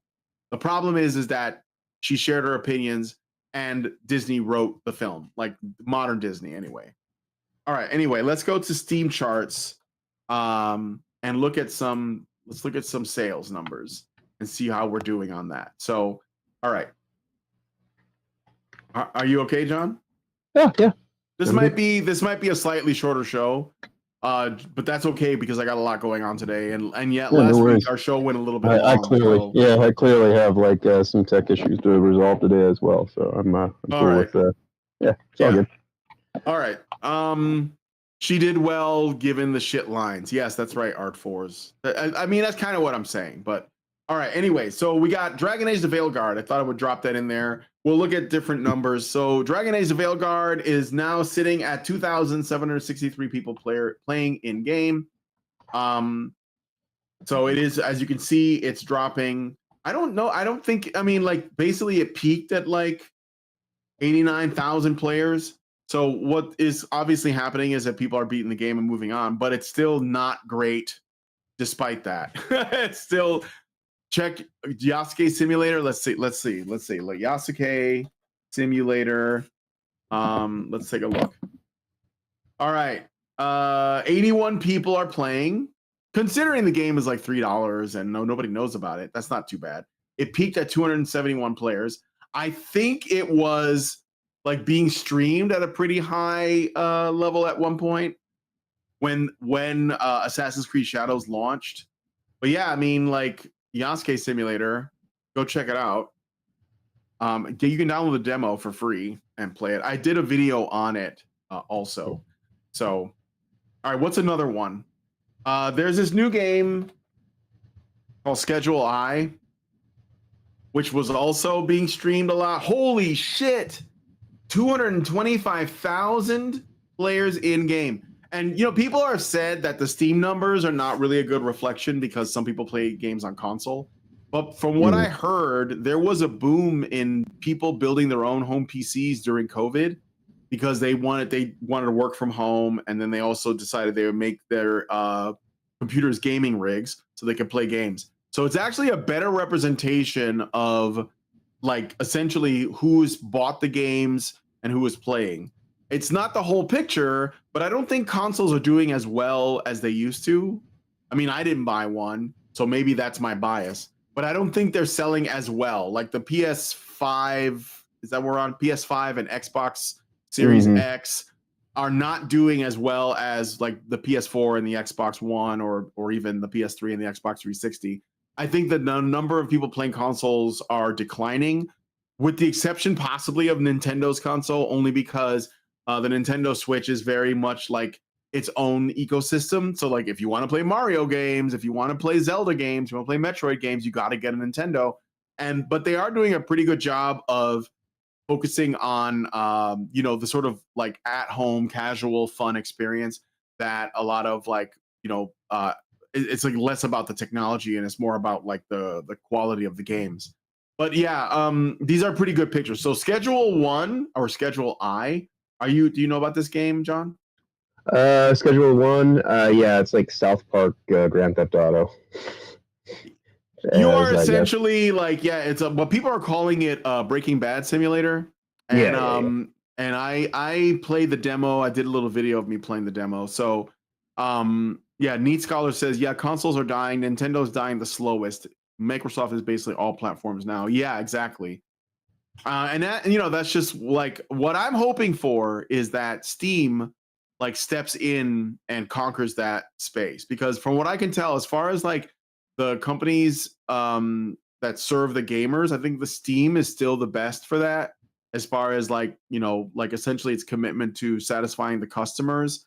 And Well, we're gonna get into. I can talk about this as another story, but like Microsoft Windows 11 is Windows 10. So I'm running my machine right now on Windows 10, and they're supposed to be ending support in July of this year. Even though Windows 10 was supposed to be the final Windows, but they have Windows 11 now. And so like people are wondering what we're gonna do about a new operating system because nobody likes Windows 11.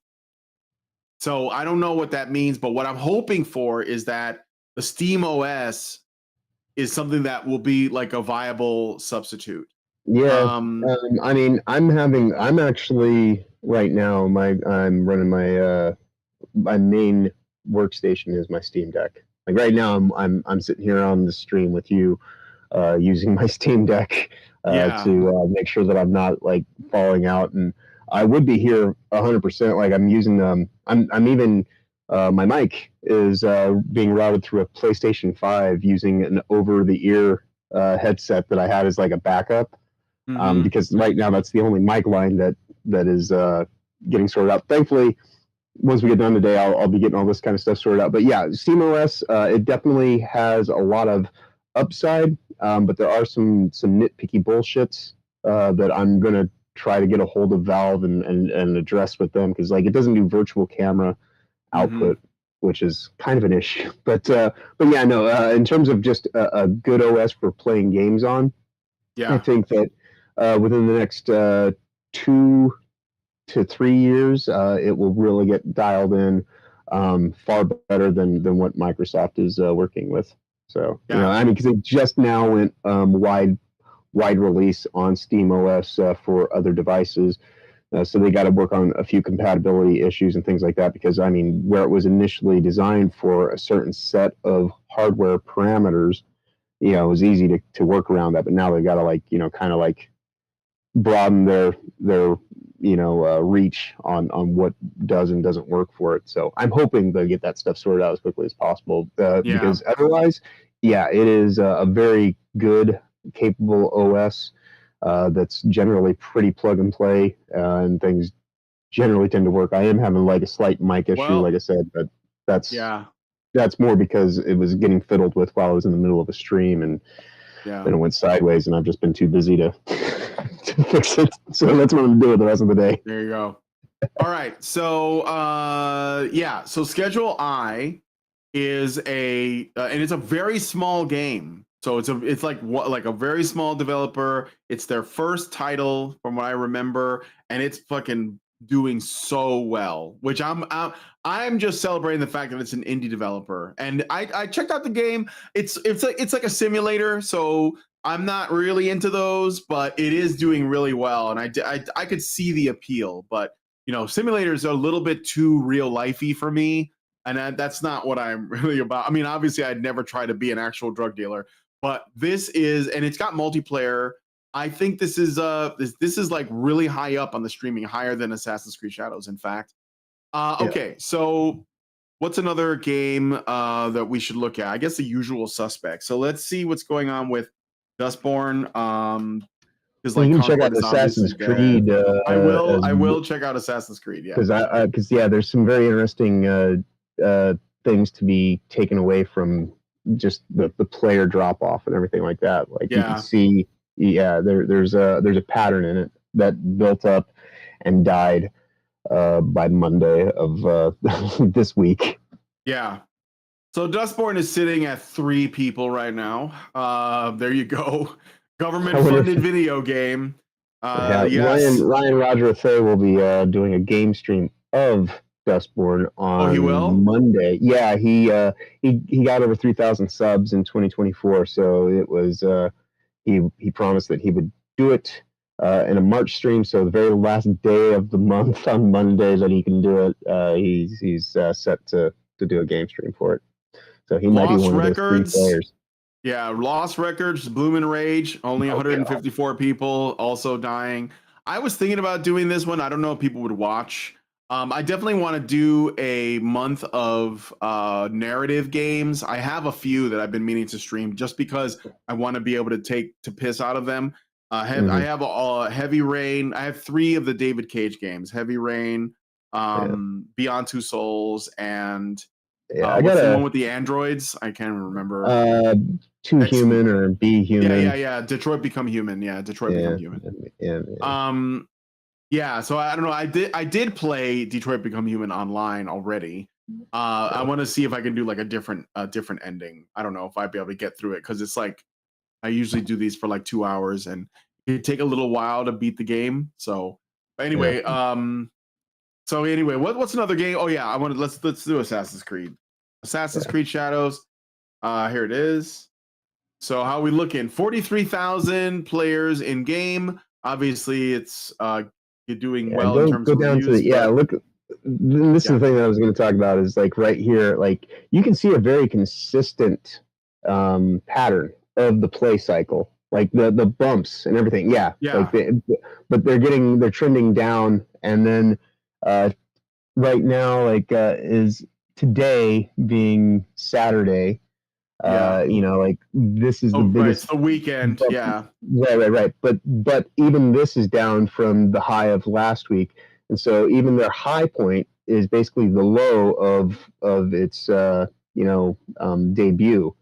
So this thing is completely falling out, dude, and will continue to trend down. Schedule I has like 6 times the number of people playing it right now compared to Assassin's Creed Shadows. And Assassin's Creed Shadow is a quadruple A game with like $500 million invested likely.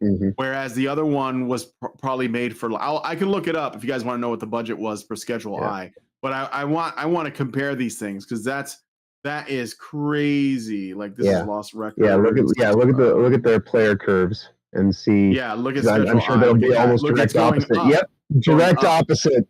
Yeah. Because people are playing it, and the people that are playing it are still playing it, and more people are like adding into it. So yeah, it's like night and day. Yep.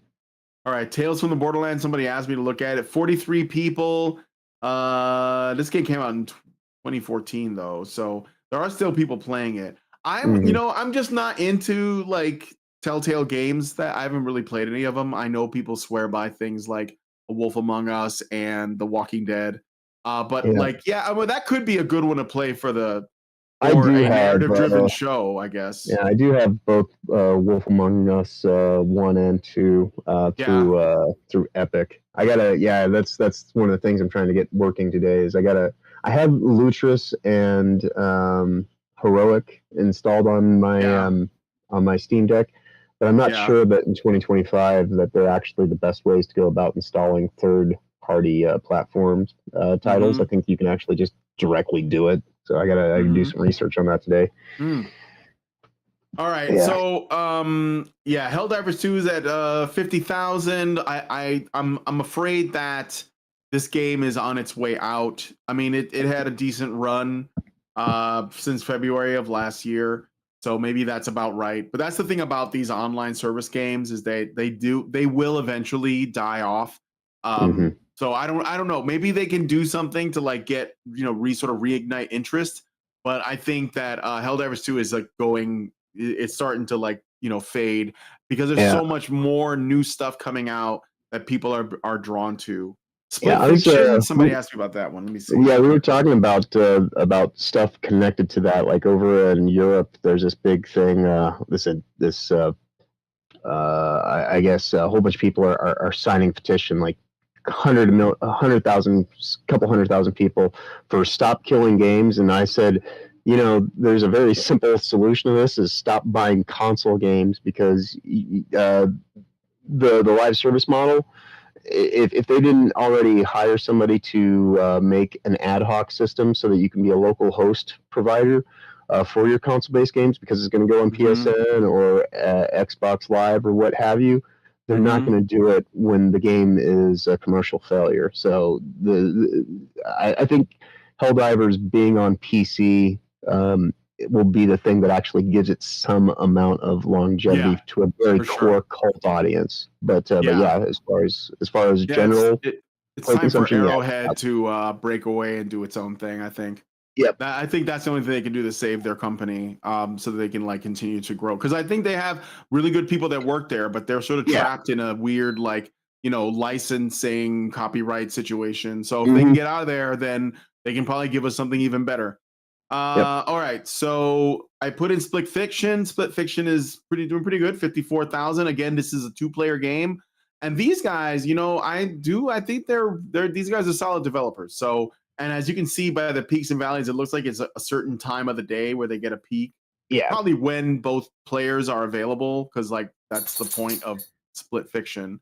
Let me see what else. Oh yeah, I guess we could look at Marvel Rivals. Marvel Rivals, because it's still huge. Yeah, 132,000. Again, I think that's still less than Schedule I. That's kind of crazy. Let me see. So the 132,000 players on Marvel Rivals, relatively consistent. Okay, considering what it is. Schedule I, close it. Yeah, 225,000. Bigger than Marvel Rivals. Yo, what? Yep. That's crazy, man. I'm impressed. I'm starting to get the FOMO a little bit. Like, should I be playing this game? Everyone's playing this game. One thing I will say too that I appreciate is that you know, games the games that are doing the best tend to be the most fun, not necessarily the ones that are the prettiest. Well, or at least like go, you know, really far with the graphics. I think people just don't care that much about it, and that's a good thing, you know, in my opinion. Let me see what else. What other games are we looking at the numbers for? Let me see here. Oh yeah, there's a new hero shooter called Fragpunk that everyone is playing right now. So we'll see how that's doing. That one's also a NetEase thing. So I believe it is. So they're basically in, yeah, wait, no, developers Bad Guitar Studio. I thought NetEase was involved with this though. I might be wrong. But yeah, Fragpunk's doing pretty well, although not now. It's not quite taking off, but they did have a peak of 113,000. So maybe I was wrong. Maybe it's not doing that well. So yeah, so Split Fiction is pretty solid. You have it, John Ford. Do you have a person to play it with? I understand that you can give a friend like a free access to the game if you guys play it together. So they have their own copy. They did the same thing with It Takes Two, I think, where you can share it with Split somebody. Fiction is also a co-op where only one person has to own it. Yeah. Well, that's a really good thing, you know, going forward. I think that's a pretty solid thing to do. Okay, next we have another game that people were looking forward to was this new action game. It's called Berserker Kazan, something like that. So let me see if I can Kazan? Is that it? No. Maybe I'll just put in Berserker. This game is out, I believe. Yeah, the first Berserker Kazan. There it is. 29,000 people in game. It's a single player game. Looks like it's also climbing. I think it came out, well, literally like 2 days ago. So yeah, 2 days ago. So yeah, this one is supposedly pretty good. I think I showed you guys a trailer for this one already. So hey, Recon, I can't remember the last time I bought a game for the graphics. Must have been like PS4 era. Yeah. Well, I think that art direction is like what I'm more interested in. Like graphic fidelity is, I think it does, like when, you know, people, they talk about how important it is that a frame rate is at a certain speed, or that there's you know, ray tracing and bump mapping and all of this stuff. I think that those things can enhance the experience, but I think primarily people want something fun to play. And actually, if it's less intense on the graphics, you're going for less, because that's the thing, that the failure of Dragon Age the Veilguard, for example, was that it didn't, like, they were trying to like make the character models look like specific people, but it was also kind of like a bad art style. It was very unappealing, and I think that's where you know, they kind of dropped off. So check out AI Limit. Okay, I know about this one. Is this like is this out? Or is it not? Or are you asking me to look at a trailer for it? Oh yeah, 8,400. Yeah, AI Limit is another sort of Souls-like. It reminds me of oh man, what was the name of that game where Code Vein? That's what it reminds me of. Code Vein. Anyway, let me see. 100% art direction is so huge. Prefer better frame rate and good direction. Yeah.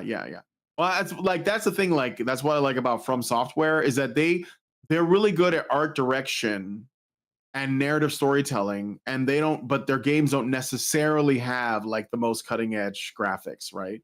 And I think that's important. So, all right, I guess we can look at some trailers for games, and then we'll wrap it up. So let's go to YouTube, and I'm going to put in Dean Domino says might look at Swords and Slippers, Samurai Unicorn, and Brew trailers. So let's do Brew first.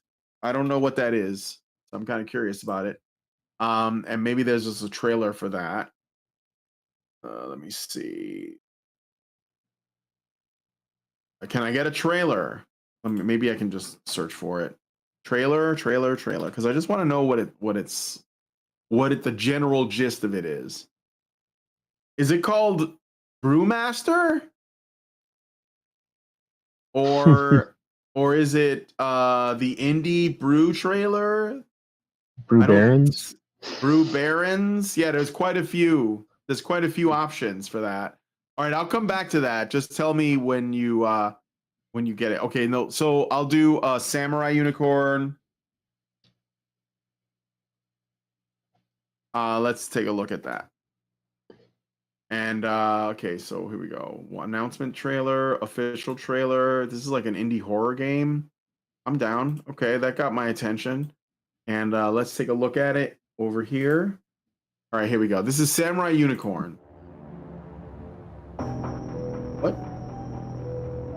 So it has already like a PS1 low poly thing going on. This is like an aesthetic that people are really into right now.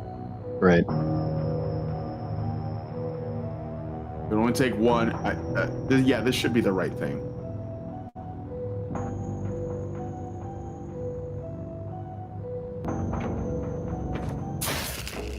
Oh, dude. All right.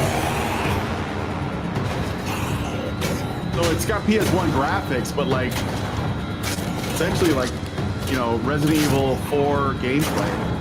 Mm-hmm. Combat rolls too? Okay. What? Doing some fucking kung fu?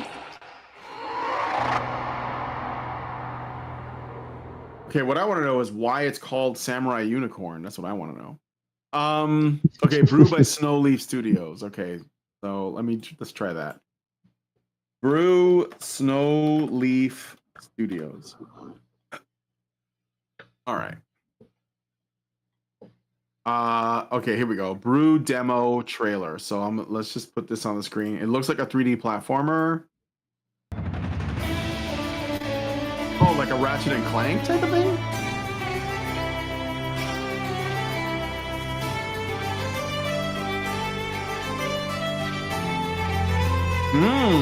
To make potions, hence the title.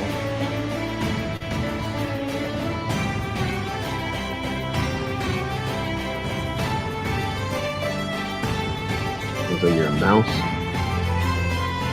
Yeah. Or a rabbit. Like the ears, I can't really tell when. Yeah, well, I'm thinking the tail. Tail looks Oh like my a God. kangaroo mouse. Oh yeah, sure. Or a shrew. Something. Oh yeah.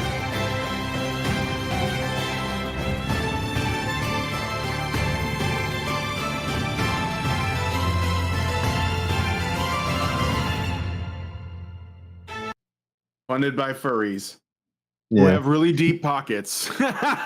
So, you know, Looks they'll like pay might be for alright that for stuff. kids. I don't know. It's quite my speed, but It's cute. Okay. So Swords and Slippers, I did see the trailer for this. But yeah, this you got to see. This looks pretty good. I will play this one because I like these kinds of games, and could be good for. Okay, here we go. Here's the teaser, and we show you guys this. I hope this is the right thing. Yeah, it looks like it's the right thing. There isn't much out here. It's a short one. So it's like Snow White. The yeah, one that's that what we I was should just have thinking. I was gotten. like, yeah. Really good.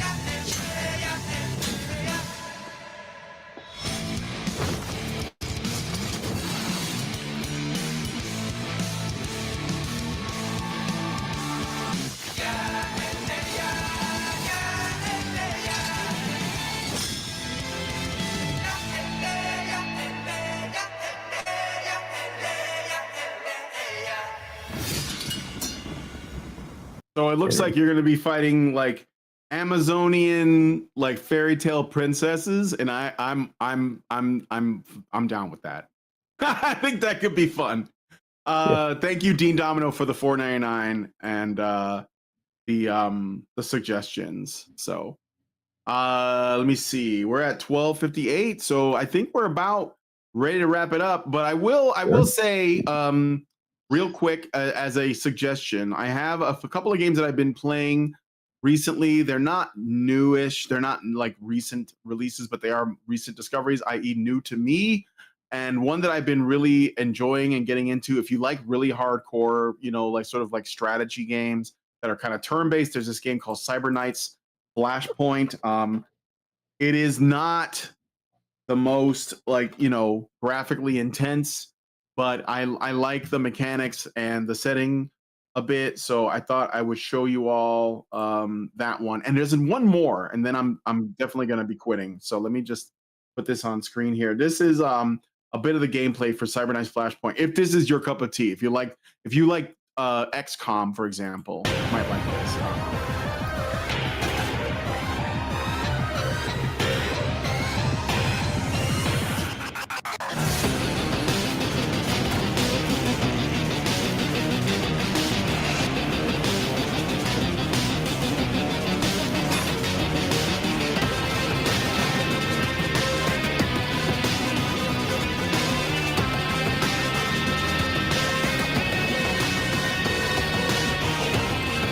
Turn-based is fake and gay.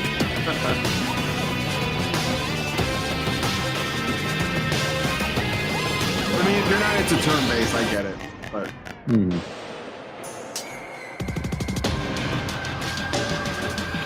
anyway, I don't want this to drag out too much. But essentially, you can make your own squad. You get to name them. You get to decide what they look like, and you set up different. It's basically like XCOM. I don't know if there's permadeath, but I think there is. I haven't played much of it, but I have enjoyed it. And then the last one I want to show you all. Let me see if I can remember the name of it. It's really interesting because it involves, it's like an RPG you can play with your friends, and they use their phones.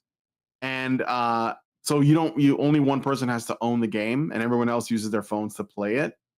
It's called, is it Ardenfall? Yeah, no. Ardenfall is the one that asymmetric gameplay kind of thing, I'm assuming. No, it's like it sucks because I can't remember the name of it. But it's like it's like an RPG, it's turn-based, and you get to make a character. They have like these weird Cyberpunk heist meets XCOM 2. Yes, exactly. Yes, Recon, that's right. I like it. I mean, it's like I said, it's not running on like the greatest hardware. It's like Unity engine. The graphics are pretty simple, but I like the like the depth of the mechanics, and I love the cyberpunk genre. I think that Deus Ex and Cyberpunk 2077. I think those are, like, for me, very enjoyable because I used to play them with my friends. I used to play Cyberpunk tabletop games, so. Anyway, yeah, I mean, I can't remember it now. I'll just have to remind when I find it. I'll show it off sometime. But it's pretty cool too. So anyway, with all that out of the way, I'm gonna wrap up the show here. Thanks, John, for coming on and hanging out with me. Always. Yep. Yeah. So yeah, I got episode 100 of White Time Friends, as I'm jokingly, affectionately calling it these days, on Will of the Fans. Tomorrow we'll be doing another WTF Live. That is bright and early in the morning at 9 a.m. Eastern, 6 a.m. Pacific, all points in between. But yeah, sounds like we're gonna, have a kind of a celebratory thing, so we might go a little bit longer than normal. We usually try to keep it around 2 hours, but I think we're talking about doing the first half of the show as normal, and then maybe doing like a game stream if we can manage to make it happen. So that's the stuff that I'm going to be working on when I get out of here today. I'm going to try to get my mic issue unfuckered and see if I can get Shredder's Revenge up and running on my Steam Deck, so that we can do some squad-based gameplay tomorrow. Other than that, you know, I'm just found where I'm normally found throughout the week. Constantly streaming with Toasty. She, of course, is in the midst of Alyssa Mercanti madness, trying to come after her and undermine her channel. So if people like to help support her, definitely this is a good time to do it. And if you want to piss off Alyssa, in other strange and interesting ways, you can always support this guy. Because she has now, I'm now being referred to as a man co-host that says disgusting shit. So I need to get that put on a t-shirt because I think it's pretty great. And then just have, the Alyssa Mercanti quoted. And, and that's who I am as the problematic white guy. So, of course, do that. And on Reality Based with Ryan, when possible. It sounds like things are shifting up, though, so I'm not going to necessarily be doing that as much during the week, which is fine because clearly I need to start donating more time to, my own kind of issues and maybe get like my channel up and running for a few weekly streams and whatever. But yeah, no, it's always a pleasure to be here. It's a great show.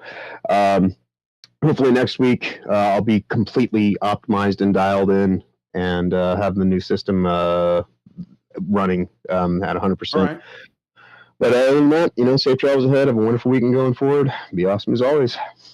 All right. Well, if you guys like this video, please hit like, subscribe if you're not already subscribed, hit the bell for notifications, leave us a comment. Let us know what you guys think about what we discussed on the show today. And please, please, please share this video because sharing is caring. Thanks, guys, for coming on today's episode of The Week in Culture. And we will talk to you all in the next one. Long live Vivian.